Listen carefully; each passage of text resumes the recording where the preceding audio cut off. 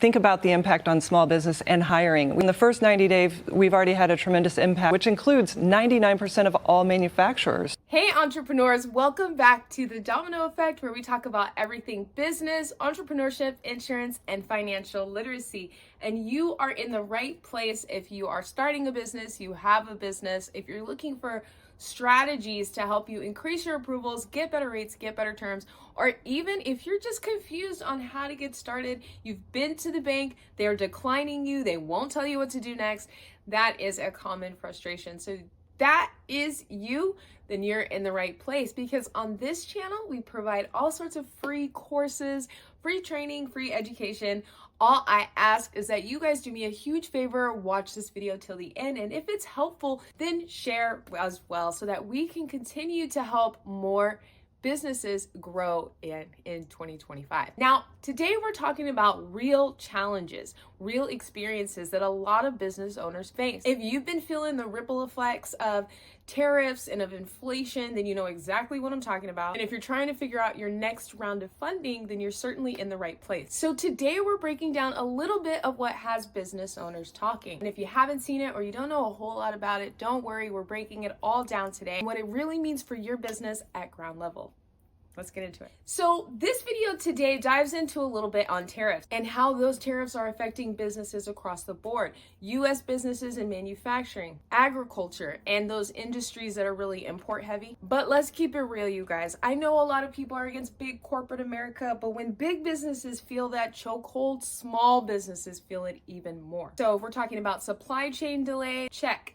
Increased cost of goods, check. Difficulty pricing competitively, yes. Now, I've talked to many clients who have had a lot of hardships, a lot of challenges with their launches being delayed, a lot of challenges with supplies, getting new inventory, or even having to rethink their entire business models because of economic times, and then just having to restructure what that looks like going forward. But here's what I want you to remember. Every hit to your business can create a domino effect, which means it will have a significant outcome, whether that be positive or negative. It's all in the steps that you take. But that also means that every solution that you invest in can flip that trajectory. Now, before we get any deeper, like and comment if you've experienced any issues because of the tariffs, or if you were able to actually recently get the funding that you needed. I want to hear from you. We want to hear your story. Because trust me, when we talk about it, that's how we learn from each other. Now, let's shift to the real game changer, the SBA. The SBA is the Small Business Administration,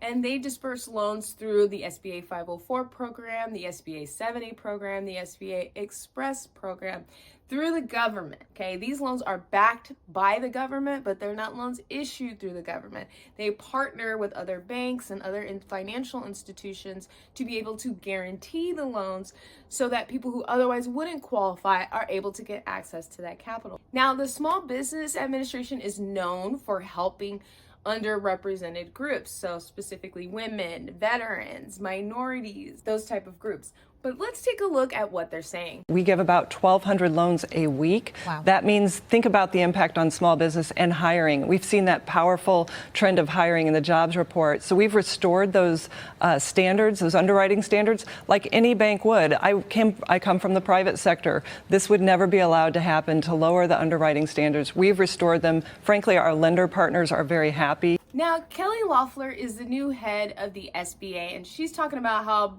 basically Donald Trump wants blue collar to thrive here in the United States. Not necessarily a bad thing, right? A couple things I agree with her here.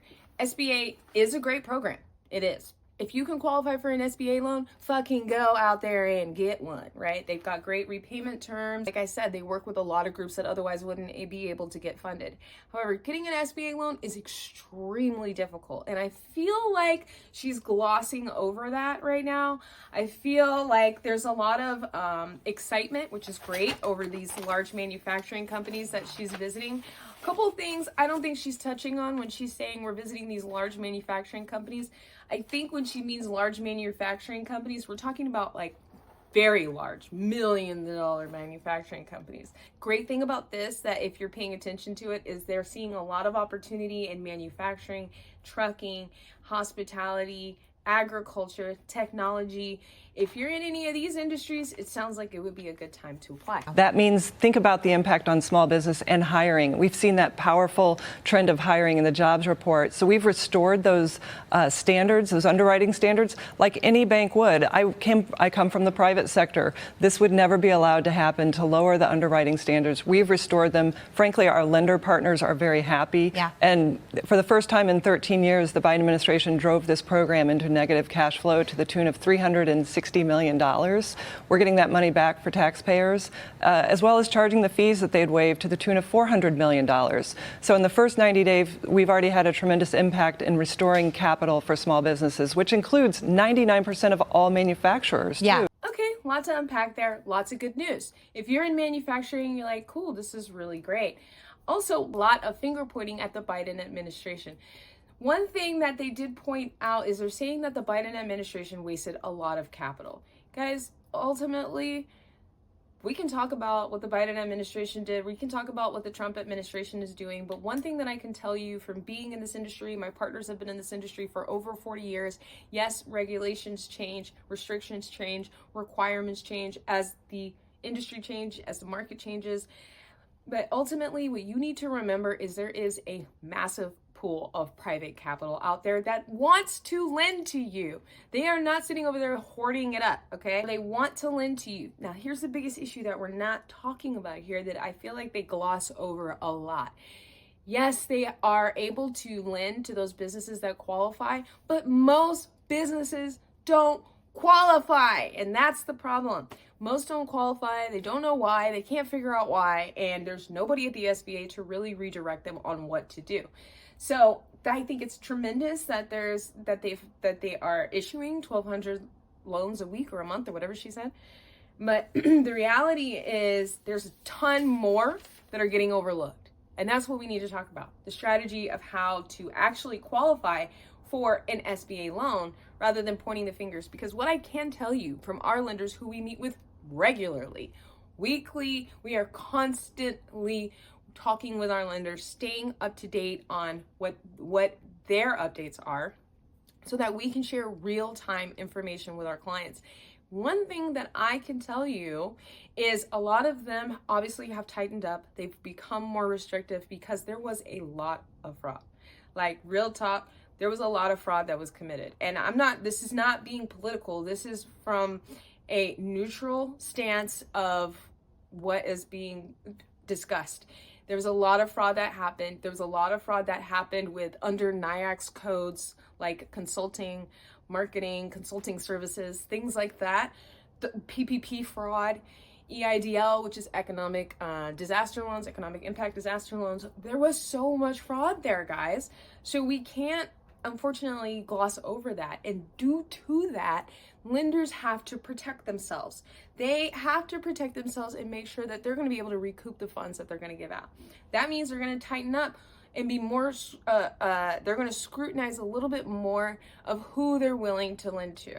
Doesn't mean that they don't want to lend to you. Doesn't mean that you can't get to them. It just means you have to be strategic on how you approach them. You don't want to apply before you qualify. You don't want to take on too many MCAs because you end up in a debt spiral. You want to reach out and get some type of advice on where you currently stand, which is why you want to connect with one of our advisors and get your current blueprint. You can text 888-488-4145. Don't waste the opportunity, because actually, if you read, this sounds like there's a lot of opportunity out there. There is opportunity through the SBA, but you need to qualify. When it comes to lending rates, that's really important too. And President Trump is, he's implementing the tariffs. He wants to level the playing field, but he's also watching interest rates in the markets very closely. I know that he does that. And we're looking at mortgage rates that are high, but it also comes to your auto loan or your small business loan. What is the environment for lending and rates right now for some of these owners that are looking to start something? Well, absolutely. What we're seeing is tremendous demand for capital right now, which is good. Nothing says confidence like business owners being willing to take on debt to invest in capital assets and to hire people. And that's what's happening. So, look, the interest rate environment's a little dynamic right now. You and I have both spent time on Wall Street. Mm-hmm. We know that markets go up and down, but manufacturers and small businesses across this country are so excited about a return to Made in America. They want to invest and grow. And we've seen that from big big businesses too. $5 trillion in investment coming in, which means it's going to make its way down to Wall Street, into hiring, and into investment, and stabilize this economy. Small businesses want to grow. I mean, that's why you started your business, right? You want to grow, you want to make a profit. Maybe you eventually want to sell it and exit, right? The goal to create a business is to create wealth, create something of value that many people can use, the masses can use. Now, she mentioned something about the lending rates, the mortgage rates. She's asking about your interest rate, which is what everybody wants to know. What's my interest rate going to be? What is that? Guys, ultimately, your interest rate is going to fall where it falls on the market at that time, along with where you qualify. Everybody is different. Everybody is different. There's going to be a range, and no matter who you talk to, honestly, the range is not that different, okay? Not, at least not now. So no matter who you talk to, unless you're getting a loan through a traditional bank, which is what I always recommend, if you can qualify for a traditional bank, go to a traditional bank. And I'm not a financial advisor. This is just through my own personal experience and through our clients that we help with. But I'm not a financial advisor. I highly recommend you do your research and you go and confirm this on your own. But with the interest rates, ultimately it depends on you. It's going to depend on where you stand, what your profile looks like. Guys, a lot of lenders and credit issuers, they're not even necessarily looking at the number. They're looking at your profile. Do you have a lot of debts under your personal? This is why you should start getting business credit, because a lot of business owners are putting business expenses under personal debt. So they're putting it under their personal guarantee. They're putting it under their social and using a personal guarantee when they don't have to. That is going to cause you to hit a wall, especially if you start over leveraging, right? Now you can't even do anything in your personal life. You can't get a car loan, you can't get a credit card. So that is going to inhibit you overall. Not to mention all of the mistakes that get made when we're trying to find funding right away. That's how people end up in debt spirals with MCAs, merchant cash advances. Those have like 40%, 50%, 60% interest rates. The only way and the only reason you should ever take on an MCA is if you have a definite capital event, and if you know for sure you can pay it off early pay. You don't want to have that short-term loan all the way to the end of the term.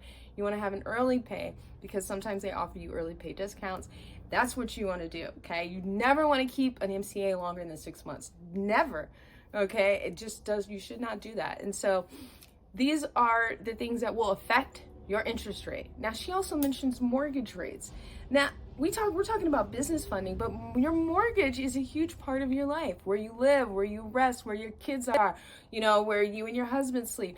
That is your place, your place of peace. You need to protect yourself when it comes to mortgage. So you should be looking into things like mortgage protection for insurance, maybe even looking into something like an IUL for a strategic long-term plan, or how to protect yourself, okay? Because we can't be so concerned about the rate. Your rate gets better as you get better, as your profile overall looks better. So that comes down to strategy, making sure that you're following the right steps, you're setting up your credibility.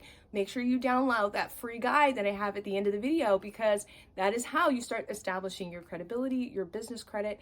If you're going to be looking at SBA loans down the road, guess what? They look at business credit as well. So it's only going to help give you a more robust profile. As parts of the economic policy start to come together and rates eventually do come down, you can always refinance debt. It's that willingness to put yourself out there and to try something new. And whether we're talking about AI or whether we're talking about small business or whether we're talking about crypto, these are all things President Trump supports. And people feel that. They know when he's got your back. And so they're willing to take that risk. Absolutely. And it's not just one thing. Everyone wants fair trade policy. They also want the tax cuts to be extended. They want to make sure that we have that job creation engine. They want to have deregulation. The Small Business Administration is working hard on deregulation. We've committed to cutting $100 billion in excessive regulation imposed by the Biden administration. That disproportionately affects small businesses and manufacturers. We're well on track to doing that. Okay, a lot here about President Trump and glorifying President Trump. But one thing I like that she said here is there's a lot of willingness to get out there and get this capital. But guess what, honey? That is not new. Okay, that is not because of President Trump. People entrepreneurs have always had a grit and resilience that allows them to pick themselves back up when things get hard. When you don't know how you're going to make payroll, when you don't know how you're going to find the funding you need to get to that next step, when you don't know how you're going to get the supplies so you can get that to your manufacturer, when you are feeling like you're stuck in a corner and where most people would give up, entrepreneurial spirit allows you to get back up and keep pushing through.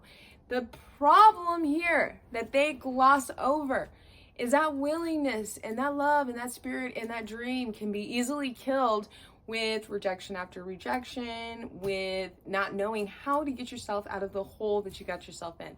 Trust me, I know exactly what that feeling is like, which is why I'm so passionate about giving this free information.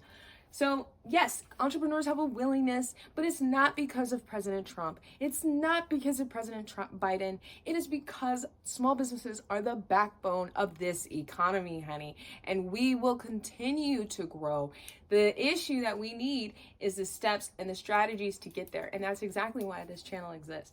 So that's what we got to do. Meantime, a group of 5 small businesses suing the Trump administration over tariffs. They are arguing that the tariffs are illegal under the International Emergency Economic Powers Act. If tariffs are implemented at the original level that was suspected, which they most likely won't be, I could see how small businesses would say you're going to hurt me. But at the end of the day, if tariffs end up being a negotiation strategy to get these countries to come to the table and President Trump then negotiates them down and gets us better terms, then this lawsuit would be moot, right? That's right, Jackie. 75 countries at the table at least already. But what I'm hearing from small businesses is they want that level playing field. They know that this is a short-term situation that is going to be replaced by a much brighter long-term. Whether I've been in small businesses that are hardware stores or small manufacturers, they are excited about Made in America. They understand the emergency we were under because we no longer made our own chips, our defense products, medical devices, things like that that are life or death, that we need to make sure we're investing in all of that. And that's what's happening right here in New York and across this country. Yeah. And what I'm excited to see is the energy behind it. We're working to bring the skilled workforce to bear because there's so many needs in manufacturing. Manufacturing has really become an extension of technology. We need more of that in this country. It's really exciting. So tariffs are a big concern, and a lot of people are really freaking out about it. A lot of people are really worried about it because it is a real concern. If it's affecting you directly, of course, it is a real concern. And with the tariffs, Trump is advocating for higher tariffs, and he says for our protection, basically, so that we get fair trading. Now, Kelly says that she's talked to multiple people, multiple businesses, multiple manufacturers who are totally excited about these tariffs. I'm not saying that that's not true. I've heard different. Okay, I've heard people that are scared. I'm talking to people that are worried about what is going to happen. I'm talking to people that are experiencing supply chain issues. So yeah, there might be people that are excited about it that can think about it in the long term. Those are probably like your larger multi-million-dollar companies. And I think even the smaller companies who even believe, if they believe that, then that's their belief, right? That is what it is. But I think it's important that you recognize that everything is not always honky-dory. Everything is not always what you're being told on the mainstream. And that the best thing you can do is to figure out where you currently stand and what you can do to access the capital that you need. You do not just want to listen to stuff like this and be like, oh, they're giving out loans in manufacturing and retail and all of these things, and then just go on there and start applying. You always want to take a breath, stop, come up with a plan, and figure out a strategic way to move forward. Because no matter what you feel about the tariffs, the issue is here and it's not going anywhere. Okay, and inflation has been a part of our economic system for years and years and years. So finding a way to deal with that in order to make sure that you can still grow is crucial. There's so many needs in manufacturing. Manufacturing has really become an extension of technology. We need more of that in this country. And it's really exciting. When you think about manufacturing, I think people think big, huge factories and big Fortune 500 companies for medical devices, for example. But that can be done on a smaller scale. When you're out in the country, what are people most interested in with respect to investing in and starting these businesses? Because it seems like what you're saying is that they are very aligned aligned with the president's goals in making some of these things that we need. They don't have to be done by the huge manufacturers. Oh, they're absolutely aligned. And they see the opportunity firsthand. They know they're getting the orders, they're getting the inbounds. They're seeing supply chains shift in real time. And that's what, we see automation, robotics.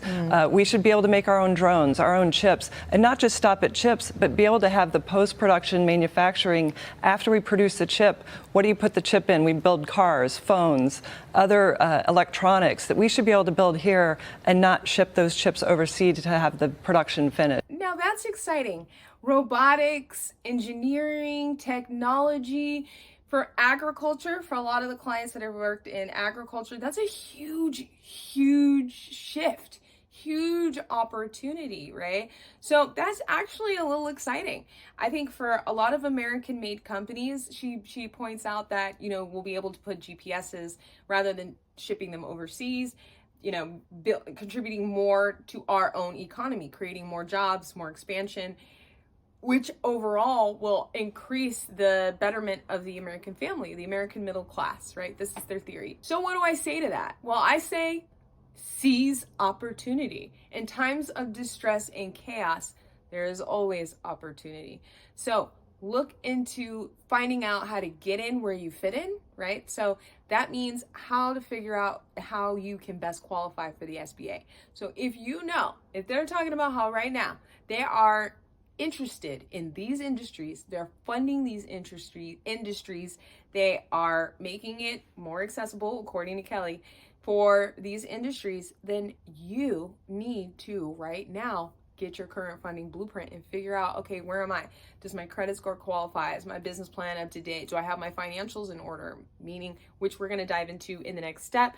How are you going to get started with applying for an SBA loan? So let's shift back. The SBA loan. Now we mentioned it's for women, everybody really, but they really focus on certain groups. Now, if you're in construction, if you're importing, if you're exporting, if you are in hospitality, if you're in retail, manufacturing, and you've been affected by supply chain issues, by increased costs, then here's what you need to do right now to start preparing for your SBA loan. First thing you need to do is get your financials clean. And I mean really clean. Before, where they might have been willing to kind of overlook or maybe even provide a little bit extra assistance, that is not necessarily the case right now. So make sure you go over your financials. For example, programs like the SBA Express, they use a portal to apply. Anything that you mess up on that portal will come back as a decline.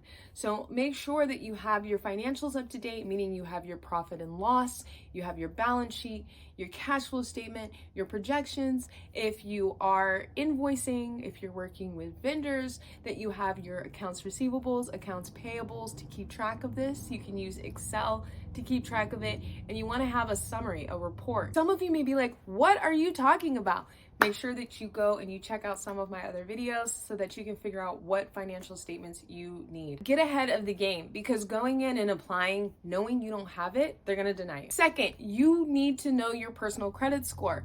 So pull your personal credit, and you can actually, when you apply and you get your current funding blueprint, we do a soft pull. So there's no hard inquiries, but we get to see exactly where you are, exactly where you stand. If you have debts, if you have multiple inquiries, over 4, if you're over leveraged as far as your utilization, we've had clients with over 700 credit score, but a 92% utilization, that will take you out, okay? Because you're over leveraged. So keep track of your personal credit, which segues me to my next point, which is establishing business credit. This is hands down one of the first things that you should do. And the process that we have with our analyzer is allowing you to move through it in the correct steps, establishing your foundation and your credibility from the get-go. And if you are an established business, then backtracking and making sure that everything is hitting those 7 pillars, those 7 points, because ultimately down the road, if one of those things is missed, that's one of the things that's going to cause you to be denied. Hands down, I promise you it will happen. Or if you get approved, you're going to get approved for less. Know your credit score. Now with the SBA, they want to see a 680 and above. Before, they might have looked a little bit lower. Also, that depends on other factors. How long you've been in business? Do you have partners? What's your revenue like? What the situation is like? If you had a lower credit score, then they might have been willing to overlook it. Not the case anymore. You need a 680 credit score, and you need to hit those points as well, as far as the non-sufficients and the overdrafts. So a couple tips here that I'm going to throw in for you as a bonus: establish your business credit, because it's going to backtrack as far as, is your business address, is it set up outside of the home, because you need a physical business address, especially now. Do you have a website that actually matches? For example, we had one company that was a trucking company, but when the lender checked their website, it was like a staffing company. So that didn't match. These are things that they look at as fraud. Your phone number, is it a business phone number? Your cell phone, don't put your cell phone on there unless you put it as your cell phone number, not the company number. It will show up. It shows up as your provider, T-Mobile, AT&T. It shows up. Your EIN, your Secretary of State, everything has to match across the board. And I cannot tell you how many businesses where this is not the case. So what happens when you have everything like that? Then you start to establish business credit, you start to get trade lines, and then you start to establish business credit, which will allow you to get better rates and terms. And the SBA, when you finally get to that point, they have something called the SBSS score. They are looking at your business credit. If your credit score is not where it should be, then if you have a cosigner, that will work. A lot of companies that we've worked with, they have to bring in a cosigner. People use their personal credit when they're starting their business. When you're bootstrapping, if that's familiar to you, then sometimes we're using our debit, our personal cards, our personal guarantees. So other people have to use a cosigner. Now, with a cosigner, be wary of this, okay? I don't know about you, but I don't know if it's necessarily the best thing to borrow from friends and family if you don't have a good family dynamic, okay? So that's different. You might hear don't borrow from friends and family, but I've actually seen friends and family where it's actually worked out really well. And then I've seen friends and family majority of the time where it does not. So it really just depends on your dynamic and who you have in your corner. And the third thing is you need to have a clear use of funds strategy. You can't just be like, I don't know what I'm going to use the money for. I have no idea. Well, I kind of need to hire some people, and then I was thinking about maybe getting a truck, and there's this new piece of equipment that I need, but I don't think I need it right away. So I might actually, no, they don't want to hear that. And when you stumble over it, like you don't know what you're going to use the money that they're going to give you for, it's a red flag, okay? Think about it. Put yourself in their shoes. If somebody's coming up to you and going, hey, Sarah, can I borrow $500? Sure, what's it for? What do you need it for? I just need it, like, you know, I just need it, but I'll pay you back. I promise. I'll pay you back. But what's it for? I need it. I'll pay you back. Okay. Do you have a job? Do you have a way to pay me back? Yeah, I have a way. Okay. Where are they working? Let me verify. No. I mean, would you lend the money? So you have to put yourself in the feet or the seat of the lender, the credit issuer, or investor in order to increase your chances. So develop a clear use of funds strategy. Not to mention, when you have things written down, you can measure your success. It's actually really exciting. You can actually see the trajectory of how your business is growing. You can actually see the holes of what needs to be fixed. It's actually pretty cool when you start to track what you're doing. Now, I know you guys probably feel like I'm doing everything in my business. I don't got time to do this. Well, then make time. That's it. Sorry, I don't have a magic answer for you. There is no magic pill. You just make time. You got to make time. So if that means blocking off a weekend or a full week, if you don't really know what you're doing to figure this out, then do that. If you have to hire somebody to save you time so you can maximize your time, get a CPA, get a bookkeeper, get a CFO, get an accountant, somebody to help you with this so that you're not struggling on your own. Because when you do it on your own, it's going to take way longer. So be very specific. I need $75,000 for inventory. I need $15,000 for marketing. I need a $75,000 bridge so I can get to the next step. Lenders, credit issuers, they want to hear that you're going to put the money to use, that's going to grow, it's going to generate money, it's going to create jobs, you're going to hire people, you're going to expand, you're contributing to the community economically. They're going to get their money back because you're going to do what you said you're going to do. So you have a plan put in place and you're showing them, hey, you give me this money. I'm telling you, I'm going to put it to this, and this, and my team and I are going to execute, and we're going to give you that back, and they're going to give me a better loan next time. And the fourth thing that you want to do is, if you're looking for an SBA loan, is start with what makes sense. Sometimes we go in wanting like $500,000, $600,000, $700,000, but you don't qualify for that. Maybe you only qualify for 50 grand, maybe you only qualify for 75, or maybe even lower than that. Doesn't mean that you don't take it. Utilize it, right? Utilize it, because if you make your payments on time, then you could even get a better offer within a matter of months. I see it happen all the time. I see people who are paying off their loans within 60 days and they get a much better offer, larger offer, because the lender wants to see that you're committed and you're going to do what you say you're going to do. So don't be discouraged if the offer comes back lower than what you were expecting. Also know that that is probably the best offer for where you fit in if you're with the right lender. And number 5, you want to work with an experienced SBA lender. As I said before, the SBA partners with banks, credit unions, other financial institutions, and partners to be able to guarantee these loans that they distribute to you. This is where people get stuck, because not having that guidance is what keeps you spinning in circles, right? When you have a plan on how to move forward, it makes all the difference. It decreases the headache and at least gives you, puts it out visually of how you're going to move forward. If you don't know where to start, that's okay. We have the resources here. Click the links below, because we've got a bunch of free resources to get you going. But the best thing that you could ever do is knowing that where you stand, planning your funding session and getting your free funding blueprint. Because guys, the SBA is a great program. And as you can see in today's video, that they are looking into distributing loans, especially for manufacturing and other industries in that realm. So if that falls within you, if you are within any of those industries, then now is the time. Don't wait. Make sure you can figure out what it is that you need. What's the next step for you? We're talking with companies that are getting large contracts, PO orders that they can't get traditional financing from their bank. Other companies that have financing from the bank, but they're growing so quickly that the bank is tapping out. And other companies that have been in a very difficult time, and the bank is just like, we can't help you. So where do those companies go, right? This is why you need a strategy. You need to figure out what is going on with you. Because here's the bottom line.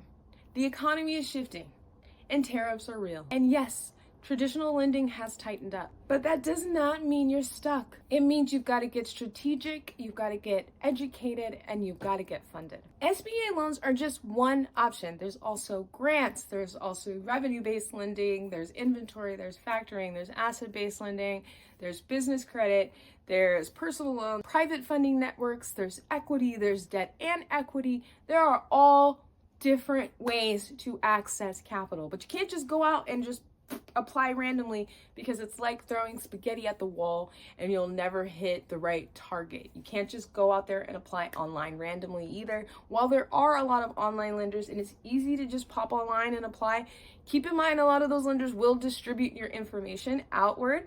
It's a very algorithmic system, so if you put in wrong information or if you don't hit their requirements, a lot of them are looking for like a minimum 10,000 a month revenue or 25 minimum a month revenue now. Even if you don't hit that, they're going to automatically spit you out. But unfortunately, as they spit you out, they've already dispersed all your information out to multiple other lenders, and you are at the risk of getting more and more and more inquiries. Couple of things and a bonus I want to give you if you do decide to apply for an SBA loan, and let's say you move further into the next step. Do not ever, as you're moving through the application process, apply for multiple things, apply for other things, have your credit hit.